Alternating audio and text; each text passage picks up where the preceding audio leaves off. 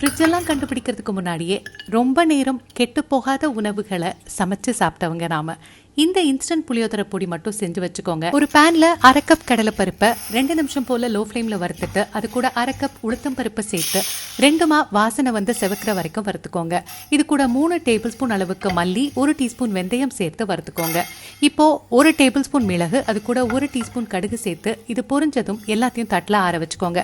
2 table spoon வெள்ளை எள்ளை வறுத்து இது கூட சேர்த்துக்கோங்க. இப்போ 2 டேபிள் ஸ்பூன் எண்ணெய் சேர்த்து அதுல 12 வரமிளகாயை சேர்த்து நல்லா வறுத்துக்கோங்க.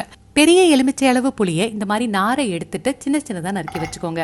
1 நிமிஷம் போல மீடியம் ஃப்ளேம்ல வச்சு வறுத்துட்டு ஸ்விட்ச் ஆஃப் பண்ணிட்டு அந்த கடாயோட சூட்லயே 2 நிமிஷம் வறுத்துக்கோங்க. இந்த புளியை பயன்படுத்துறதுக்கு முன்னாடி நல்ல வெயில்ல காய வச்சு எடுத்துக்கோங்க.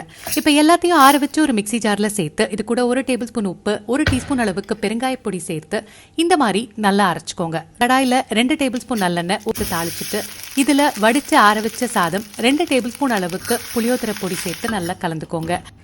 இது மேல வறுத்த வேர்க்கடலையை தூவி சர்வ் பண்ணுங்க.